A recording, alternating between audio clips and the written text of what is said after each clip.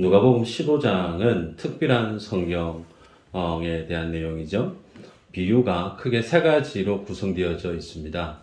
잃은 양 100마리 중에 한 마리를 잃어버린 비유 말씀이 있고, 그 다음 드라크마가 10개가 있는데 그 중에 하나를 잃어버린 내용이 있고, 그 다음에는 아들 2명 중에 둘째 아들이 아버지의 재산을 다 정산해서 나갔다가 다 잃어버리고 탕진하고 돌아오는 이 세 가지 비유가 점층적이고 정강적으로 주님이 천국에 대한 비유의 말씀으로 전하고 있는데, 오늘은 두 가지만 보도록 하겠습니다. 이런 양 한 마리를 찾는 비유, 그리고 10개의 드라크마 중에 하나를 찾는 비유의 말씀을 보고자 합니다. 배경을 우리가 보면 15장 1절 2절을 보면 이렇게 기록하죠. 모든 세리와 죄인들이 말씀을 들으러 가까이 나오니 바리새인과 서기관들이 수군거려 이르되 이 사람이 죄인을 영접하고 음식을 같이 먹는다 하더라. 자, 15장에 죄인들과 세리가 등장하고 바리새인과 서기관들이 예수님과 죄인들이 함께 있는 그 모습을 보고 수군거리고 있는 상황, 그 상황을 주님이 보시고 하신 말씀이 오늘 비유에 해당되어지는 말씀이죠. 자, 그런데 여러분이 성경책을 보시면 14장의 마지막 구절 끝부분의 내용이 어떻게 기록되어져 있는가 보시면, 들을 귀가 있는 자는 들을지어다, 그렇게 말씀을 하고 14장이 끝이 납니다. 자, 들을 귀 있는 자는 들을지어다, 그렇게 말씀하시고 나서 15장에 와서 예수님이 하시는 말씀이 있는데, 그 말씀을 들으러 나오는 자가 누구냐? 죄인들과 세리들이 주님 앞에 나아오고 있다는 것을 보게 되죠. 이 가운데 바리새인과 서기관들은 수군거리면서 예수님을 비아냥거리고 예수님을 깎아내리는 그런 어떤 자세를 취하고 있습니다. 왜 그런가?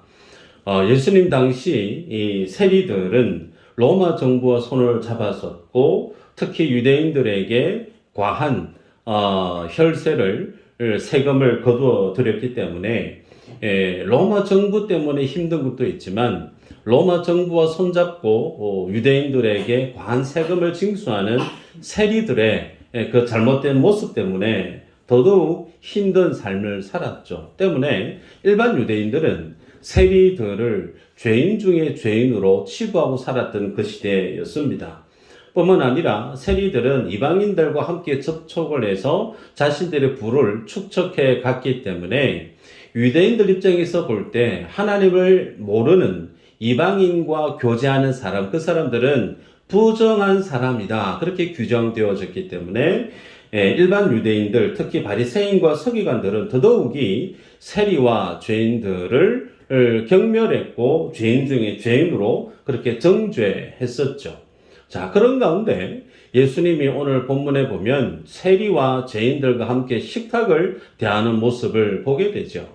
여러분들이 같이 밥 먹는 식사 약속을 정할 때 불편한 사람하고 식사하는 걸 즐겨하는 사람 한 분도 안 계실 겁니다.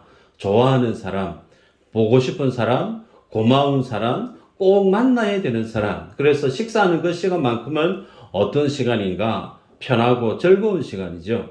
자, 그런데 그렇게 편하고 즐거운 시간을 예수님이 누구와 함께 갖고 있느냐? 세리와 죄인들과 그 시간을 갖고 있죠. 그 모습을 보고 있는 바리새인과 서기관들이 볼 때 세리와 죄인들은 하나님으로부터 정죄를 받고 저주받아 벌을 받아야 될 마땅한 사람들인데, 도리어 예수님이 그런 죄인들과 함께 하고 더더욱이 식탁을 같이 하는 그 모습을 볼 때 참을 수가 없었던 거죠. 그래서 예수님의 그 모습을 두고 비난했고 비아냥거렸단 말이에요. 근데 그 모습을 주님이 아십니다. 보십니다. 그러면서 그 모습, 그 상황 속에서 주님이 하시는 말씀이, 하나님의 나라에서 하나님이 기뻐하는 자가 누구겠느냐라고 주님이 질문을 던지면서 하신 비유가 오늘 본문에 해당되어집니다. 자, 그 가운데 이런 양을 찾는 비유의 말씀인데, 잘 아실 텐데 어떤 사람이 양 100마리가 있어요. 그 중에 한 마리를 잃어버렸습니다. 자, 그럴 때 선택지가 있죠. 99마리 양과 한 마리 양이 비교가 됩니다. 그러면 어떻게 해야 될까? 세상의 논리 혹은 세상의 어떤 가치 중심으로 보면 당연히 한 마리보다 99마리의 양이 더 훨씬 중요하죠. 그래서 99마리를 선택하고 한 마리를 포기하는 것이 어쩌면 가장 지혜롭고 합리적인 선택이다. 그렇게 말할 수 있을 거예요. 그런데 오늘 우리가 읽었던 본문에 보면 목자가 들에 99마리의 양을 들에 두고 한 마리를 찾아 떠나는 모습을 보게 됩니다. 여러분, 한 마리를 찾아서 떠나는 이 모습을 볼 때 이해가 쉬 될 수가 있을까? 우리가 알고 있는 세상의 합리적인 어떤 가치 기준에 비춰보면 이 목자의 선택은 사뭇 이해하기가 어렵습니다. 자, 그럼에도 불구하고 4절 말미에 보면 목자가 어떻게 행동하느냐? 그 잃은 것을 찾아내기까지 찾아다니지 아니하겠느냐? 그렇게 말씀을 합니다. 무슨 말이냐면 목자가 양을 잃어버렸는데 잃어버린 그 양을 찾기 위해서 세어버린 한 마리가 비네. 나중에 좀 찾아야 되겠다. 혹은 99마리의 양을 안전한 우리에 넣어놓고 난 이후에 나머지 시간이 나면 그 양을 찾아러 가야 되겠다. 그 뜻이 아닙니다. 잃어버린 것을 안 그 즉시 그 한 마리의 잃어버린 양을 찾기 시작하고 중도에 포기하지 않는다라는 거예요. 끝까지 찾을 때까지 쉼 없이 포기하지 않고 그 양을 찾아낸다라는 겁니다. 자, 그리고 나서 5절, 6절에 보면 또 찾아낸 즉 즐거워 어깨에 메고 집에 와서 그 벗과 이웃을 불러 모으고 말하되 나와 함께 즐기자 나의 잃은 양을 찾아내었노라 하리라. 자, 그렇게 말씀합니다. 양을 잃어버렸다가 찾았어요. 당연히 기쁜 일입니다. 그죠? 당연히 기쁜 일인데 그 기쁨에 대해서 우리가 다 공감을 하는데 이 기쁨의 수준을 예수님이 어느 정도로 강조하시느냐면 벗과 이웃들을 불러서 내가 잃어버렸던 양을 찾았다 그러시면서 잔치를 벌려요. 네. 양 한 마리 찾았는데 양 한 마리 찾은 것을 두고 잔치를 벌이면 잔치에 드는 비용은 그 한 마리를 잃어버린 것보다 어쩌면 더 많은 비용이 들 수도 있습니다. 자, 이런 어떤 상황을 두고 주님은 또 7절에 말씀합니다. 내가 너희에게 이르노니 이와 같이 죄인 한 사람이 회개하면 하늘에서는 회개할 것 없는 의인 99으로 말미암아 기뻐하는 것보다 더 하리라. 네. 목자가 잃어버렸던 양 한 마리 찾아서 그것을 기뻐합니다. 그 한 마리 잃어버린 양을 찾아 기뻐하는 목자의 기쁨을 두고 예수님이 이제 이 비유의 본질인 하나님 나라에서의 기쁨을 빗대어 주님이 설명을 하시죠. 그러면서 회개할 것 없는 의인 99명으로 기뻐하는 것보다 도리어 죄인 한 사람이 회개하고 돌아오는 것을 주님이 더 기뻐한다. 네. 잃어버린 양을 찾은 것을 두고 하나님께서는 회개하고 돌아오는 죄인 한 사람이 구원받는 것으로 주님이 비유하고 있다는 사실을 우리가 알 수 있죠. 자, 두 번째. 잃은 드라크마의 비유의 말씀도 첫 번째 비유의 말씀과 맥락이 같습니다. 한 여인이 있는데 10드라크마 중에 한 드라크마를 잃어버렸어요. 분명히 집안에서 잃어버린 것이 확실한데 찾아도 보이지가 않습니다. 그래서 그 여인은 잃어버렸다고 해서 포기하지 않고 잃어버린 한 드라크마를 찾기 위해서 등불을 켜고 혹은 장롱 밑에 들어갔는지 엎드려서 막 긁어내고 그렇게 해서 결국은 잃어버렸던 그 드라크마를 찾아내기까지 찾아냅니다. 또 그 기쁨이 얼마나 컸는지 통일하게 그 기쁨을 벗과 이웃을 불러서 함께 즐깁니다. 그러면서 또 잔치를 벌이죠. 그리고 나서 맨 마지막에 말씀을 보면 죄인 한 사람이 회개하면 하나님의 사자들 앞에 이것이 참 기쁨이 된다. 그렇게 주님이 해석하는 것을 볼 수 있어요. 여기에서 질문입니다. 첫 번째 비유, 두 번째 비유. 이 두 비유의 중심 주제가 무엇일까? 이 질문을 던지면 대체로 이런 것을 찾는 것에 비유에 무게중심을 두고 있으니 이런 것을 찾는 것에 대한 주제의 말씀이 아닐까요? 라고 똑똑하신 분들 그렇게 답을 하시죠. 물론 맞습니다. 잃어버린 것을 찾는 것이 이 누가복음 15장 전체에 포함되어 있는 중심 주제 맞죠. 그런데 결론이 뭐냐?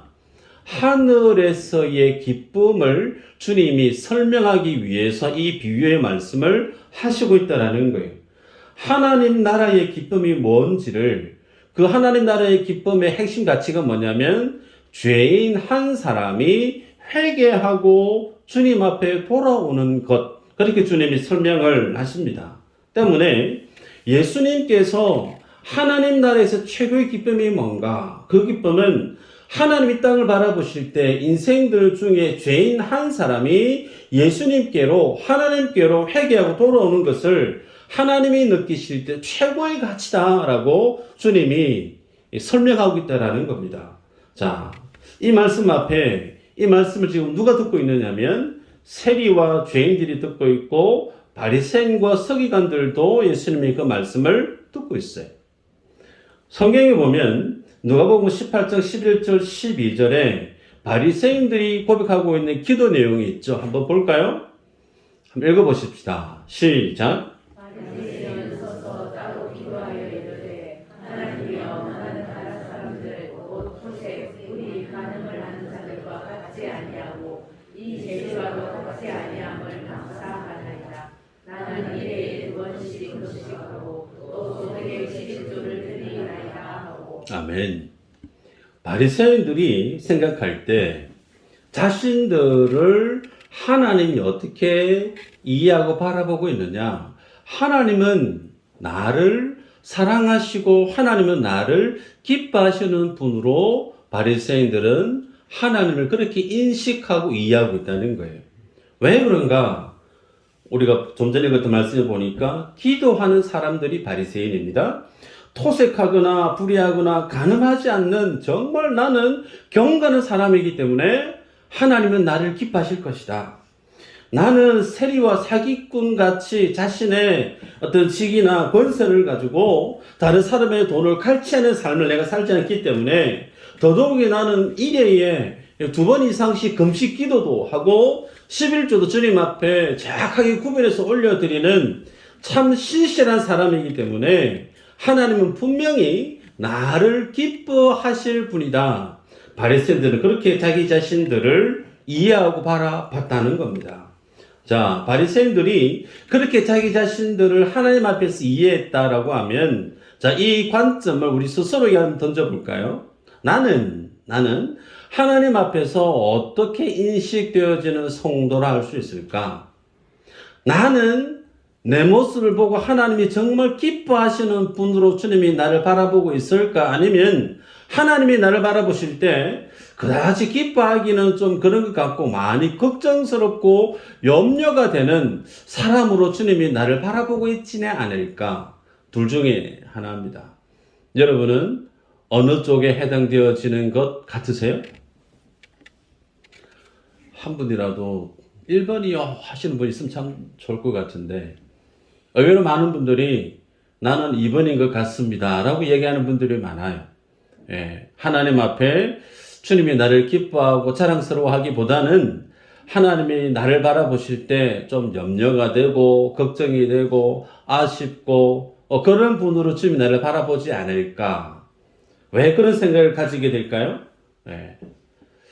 내가 주님 앞에 예배자로 살아가고 있으면서 그다지 하나님 앞에 기쁨이 될 만한 신앙의 행위들을 많이 하고 살아온 적이 없는 것 같아서.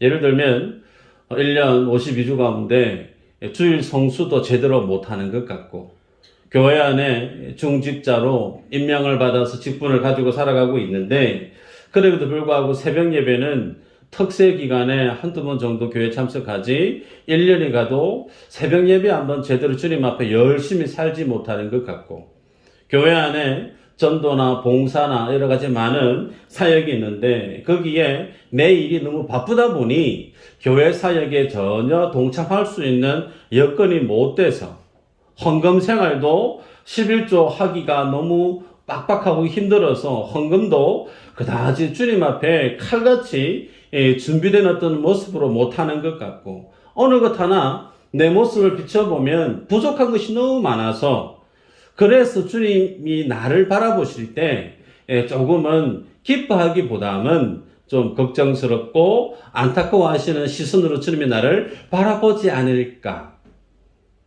여러분 이 생각을 가지고 산 사람들이 누구였냐면 바리새인들입니다. 서기관들이에요. 신앙을 어떻게 규정하고 있었느냐? 하나님 앞에 내가 무언가를 하고 있느냐? 율법에 기록되어 있는 예수 믿는 사람으로서 내가 살아내야 될 삶의 책무, 믿음의 의무, 믿음에 대한 어떤 행위, 그 부분을 잘하면 내가 신앙생활을 잘하는 것으로 여겼던 사람들이 바리새인이란 말이에요. 여러분 그럼 결론은 예수님이 그러면 기뻐하는 사람은 어떤 사람인가? 바리새인을 기뻐하던가요? 성경 보세요. 서기관들을 바리새인들을 주님이 기뻐하셨던가요? 기뻐하지 않았습니다. 그 말의 의미는 예수님이 하나님이 기뻐하는 인생을 바라보고 성도를 바라보고 기뻐하시는 그 기준은 우리의 신앙의 행위에 있지 않더라는 거예요. 그것보다 오늘 본문에 있는 말씀처럼 죄인 한 사람이 주님 앞에 돌아와서 회개하는 삶을 사는 사람. 우리들은 예수님을 믿으면서 당연히 주일 성수하는 것 중요한 가치입니다.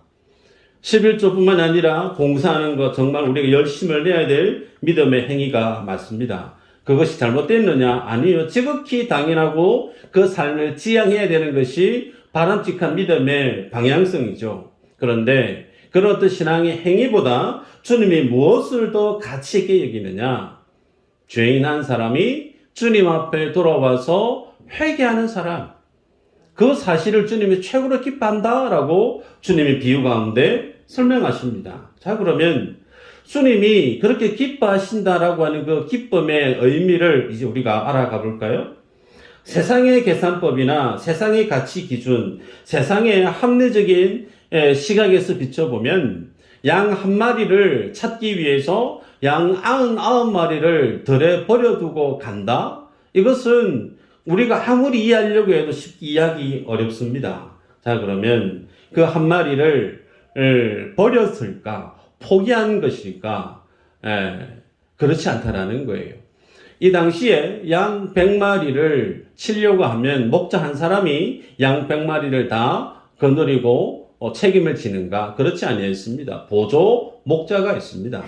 보조 목자가 있기에 그 99마리의 양을 보조 목자에게 맡겨 놓습니다. 그리고 목자는 잃어버린 양을 찾아 떠납니다. 여기에서 아셔야 될 사실이 양의 특징이에요. 양은 많은 동물들 중에 건시랍니다. 건시, 초건시. 가까이에 있는 것을 잘 보지 못한답니다. 그래서 걸어가다 보면 쿵 들이받고 그래서 깜짝깜짝 놀라고 뿐만 아니라 자기를 지킬 수 있는 방어 무기나 자기를 공격하는 다른 어떤 맹수를 찔러 무찌를 수 있는 그런 어떤 무기가 자기에게 전혀 없죠. 무방비 상태입니다. 그렇기 때문에 양은 어떤 동물들보다 두려움이 많대요. 겁이 많대요. 아무 곳에나 배를 깔고 들어눕는 법이 없다는 거예요. 그래서 양이 배를 깔고 들어눕는다라고 하는 것은 100% 신뢰하고 안전이 확보되어졌을 때 양은 그 자리에 들어눕고 잠을 청한다라는 겁니다. 그 정도로 양은 걱정이 많고 두려움이 많고 자기를 지켜낼 수 있는 어떤 것도 갖추지 못한 동물이 양이죠. 그래서 양은 누구를 가장 절대적으로 의지할 수밖에 없느냐? 자기를 불러주고 자기를 케어해주는 목자. 그래서 양은 목자의 음성을 듣고 그 음성에 따라서 움직인다고 합니다. 자, 그래서 앞도 보이지 않고 겁도 많은 이 양이 살아갈 수 있는 유일한 삶의 비밀이 뭐냐면 목자의 음성을 듣고 따라가는 거. 그런데 그렇기 때문에 이 양을 찾을 수 있는 사람은 누구만 찾을 수 있을까요? 목자만 찾을 수 있는 거예요. 그래서 99마리의 양을 들에 잠시 묶어놓고 한 마리의 그 양을 찾기 위해서 목자가 떠나가는 겁니다. 그래서 목자가 양을 찾기에 잠시 좀 기다렸다가 찾다가 없으면 좀 중간에 좀 포기했다가 아니면 바쁘니까 내일 찾으러 가고 그럴 수 있느냐? 그럴 수 없는 거예요. 그 한 마리 잃어버린 양, 그 짧은 시간 안에 그 양이 맹수에 물려서 언제 어떻게 될지 모르기 때문에, 그리고 목자의 음성에 반응하는 양이기 때문에 양은 그 한 마리를 찾아서 떠나간다는 겁니다. 여기에서 주님이 하신 말씀을 한번 볼까요? 요한복음 10장 27절 같이 한번 읽어보십시다. 시작.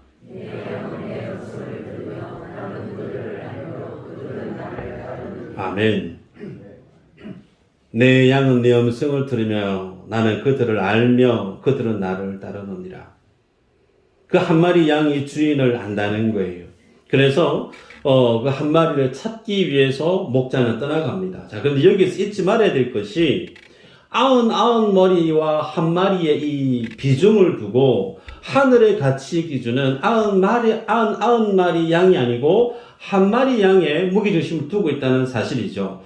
그러면 왜 99마리를 홀딩해 놓고 한 마리를 찾으러 가는가? 이유를 알아야 돼요.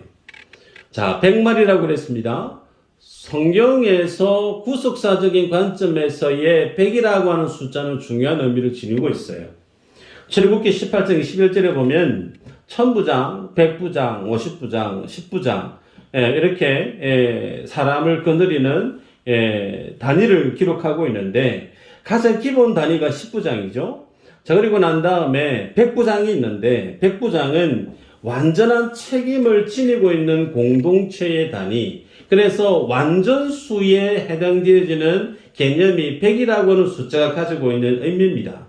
때문에 이 100이라고 하는 그 숫자, 특별히 양이 100마리다라고 하는 것은 책임을 지니고 있을 뿐만 아니라 완전하다, 온전하다라고 하는 의미를 가지고 있다라는 거예요. 그래서 그 100이라는 숫자 가운데 하나가 빠져버려요. 그래 되어지면 그 100이라는 숫자는 온전해질 수 있느냐? 그 하나 때문에 100이라고 하는 숫자가 온전함이 깨어져 버린다라는 겁니다. 때문에 그 한 마리라고 하는 그 1이라고 하는 그 숫자는 단순히 1의 의미가 있는 것이 아니고 그 1이 100에 포함되어져야만이 온전히 목자에게 있어서 온전한 재산의 가치로 규정되어 줄 수 있다라는 거예요. 그래서 한 마리는 단순히 한 마리가 아니에요. 그 한 마리 가치 안에 100마리의 가치가 함께 녹아 있다라는 겁니다. 자, 여기에서 우리가 봐야 될 말씀이 요한복음 6장 39절인데 한번 볼까요? 읽어보십시다. 시작.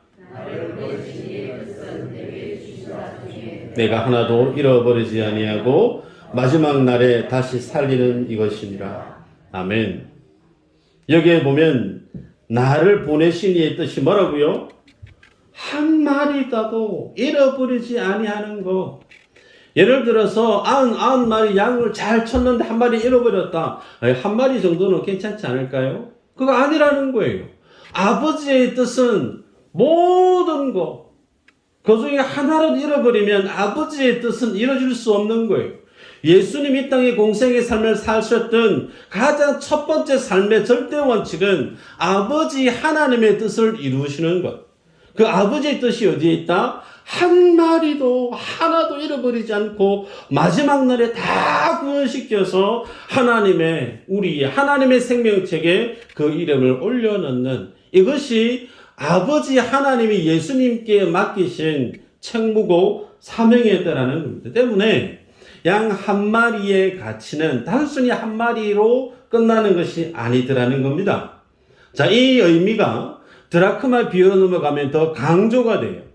자, 여인이 10개의 드라크마 중에 하나 잃어버렸습니다.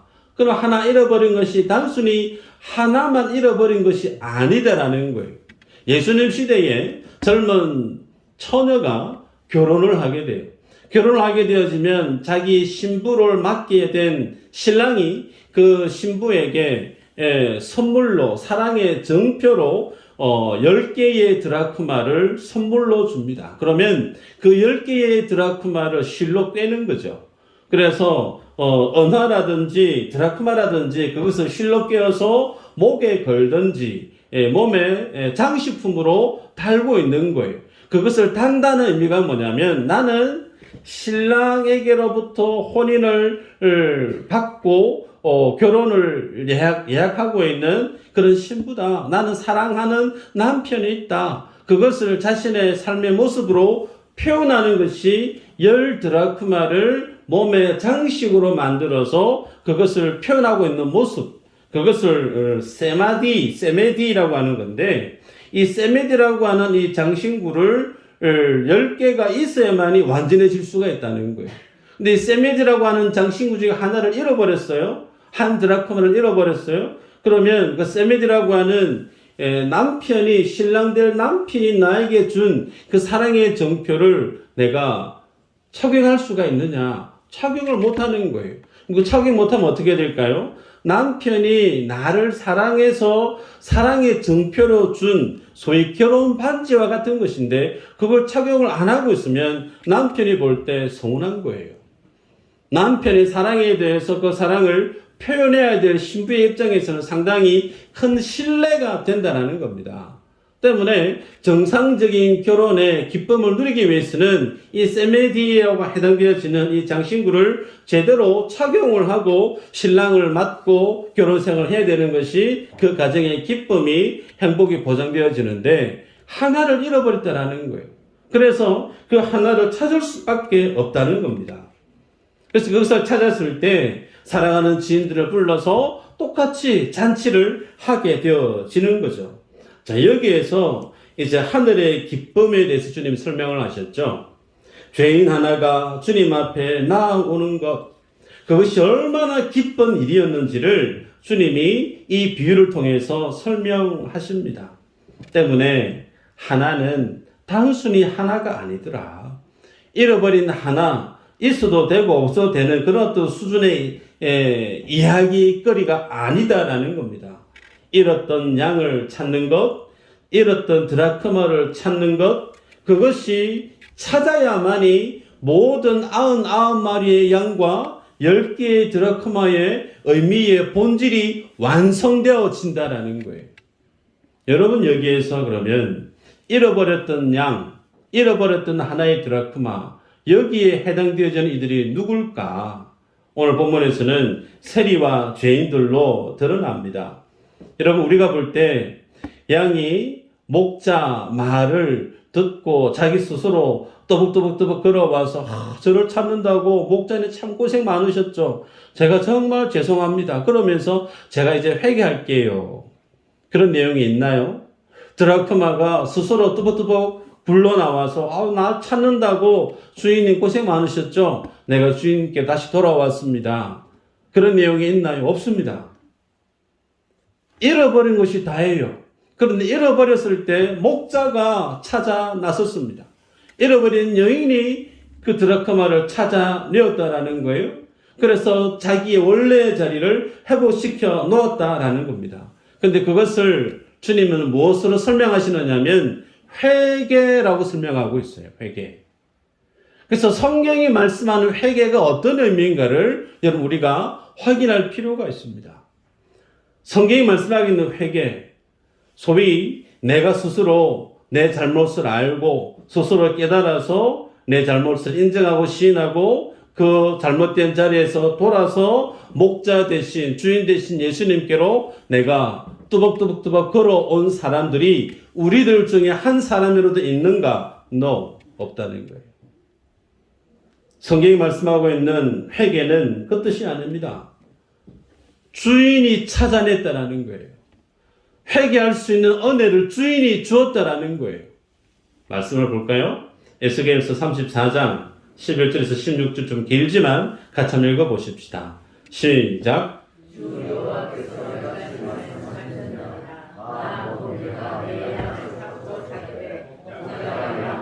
있는 날에 양이 흩어졌으면 그 때를 찾는 것 같이 내가 내 양을 찾아서 버리고 캄캄한 날에 그 흩어진 모든 곳에서 그것들을 건져낼지라.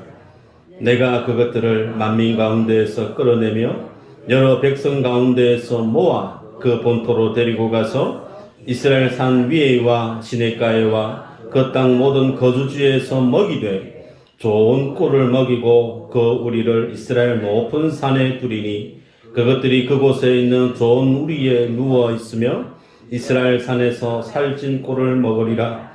내가 친히 내 양의 목자가 되어 그것들을 누워 있게 할지라. 주 여호와의 말씀이니라. 그 잃어버린 자를 내가 찾으며 쫓기는 자를 내가 돌아오게 하며 상한 자를 내가 싸매 주며 병든 자를 내가 강하게 하려니와 살찐 자와 강한 자는 내가 없애고 정의대로 그것들을 먹이리라. 아멘. 찾아 나서니가 누구냐? 목자 대신 예수님이라는 사실이에요. 자, 그러면 오늘 본문으로 처음으로 돌아가면 예수님께 들을 귀 있는 자는 들을지어다 그렇게 말씀했을 때 그 주님의 음성을 듣기 위해서 나왔던 이들이 세리와 죄인들이었습니다.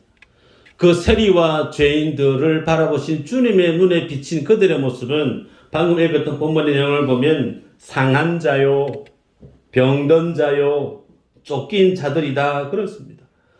먹어야 될 것을 먹지 못해서 피골이 상접한 바짝 꼴아 있는 그런 어떤 양에 해당되어지는 그 인생들, 주님이 내가 그들을 맛있는 꼴을 먹여서 살릴 것이다.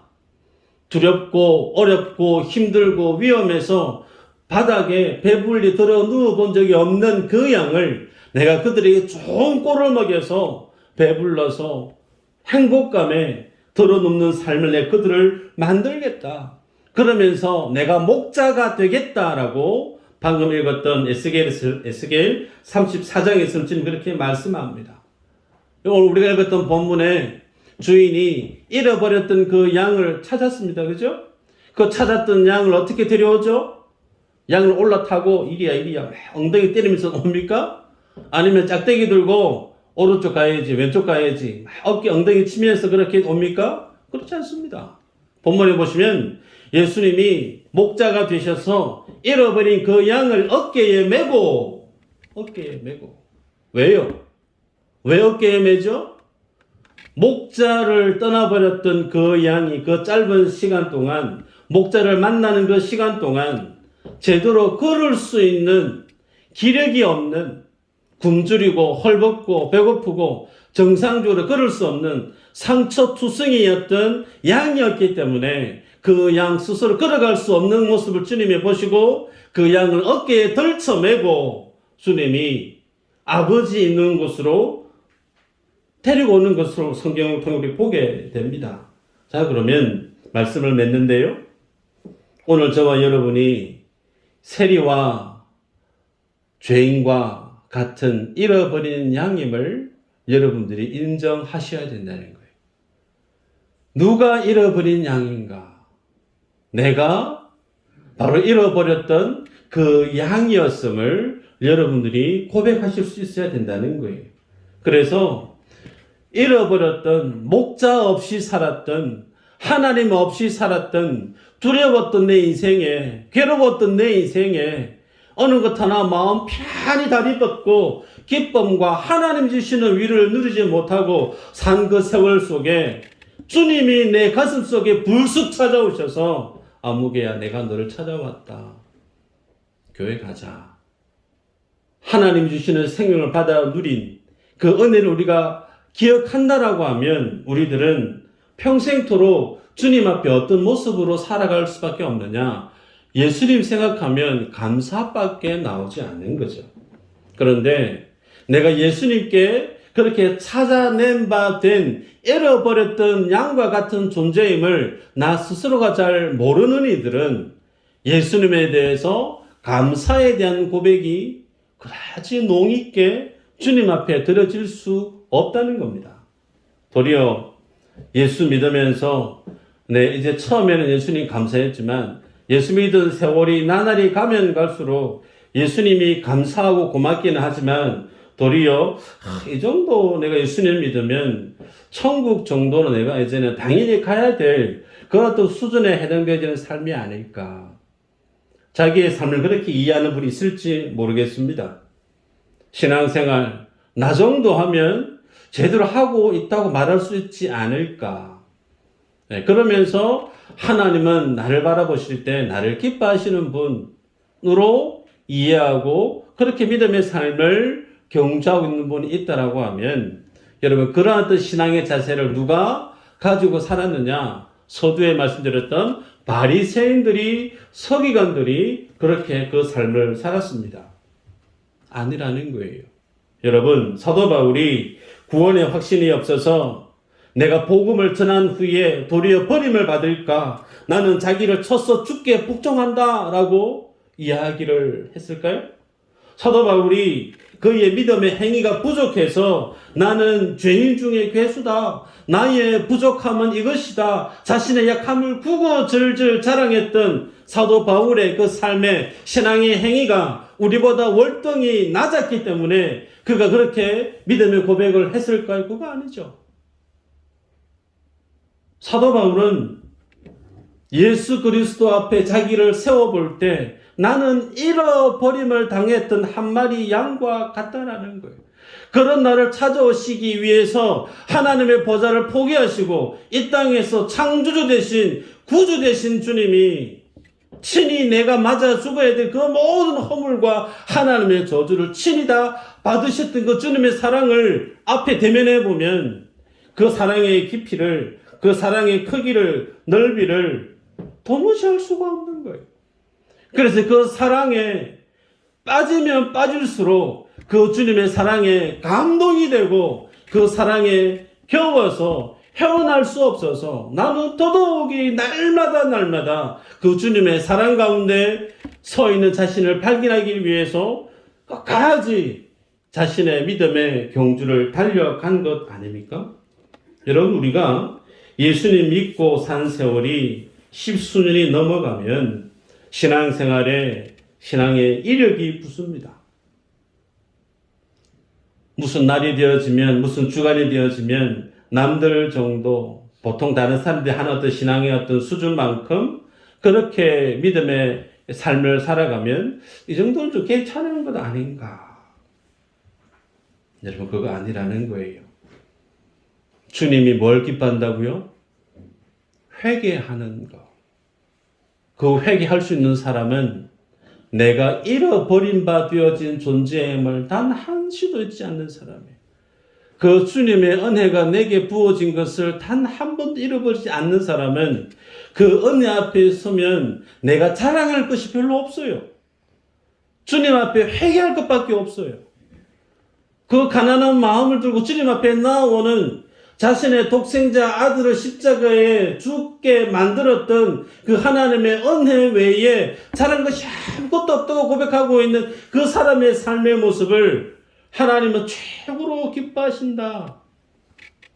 이 믿음의 자리를 여러분이 끝까지 주 앞에 견지하시기를 축복합니다. 그리고 그 잃어버린 영혼을 주님이 찾기 위해서 하나님의 영광의 보좌에서 이 땅 가운데까지 오셨던 그 주님의 마음을 우리가 조금이라도 안다면 우리 삶 속에 동일하게 하나님이 지금도 찾고 계시는 잃어버린 그 양 한 마리에 해당되는 그 한 영혼을 찾기 위해서 주님이 그렇게 애타하시는 것을 내가 안다면 내가 가만히 있을 수 있을까? 그럴 수 없죠. 그 주님의 기쁨에 동참하기 위해서 다분히 그 주님께 내 삶을 함께 동행하고 보조를 맞추는 믿음의 삶을 살 수밖에 없더라는 거예요. 이 믿음의 주인공이 여러분들 되시기를 주 이름으로 축복합니다. 아멘.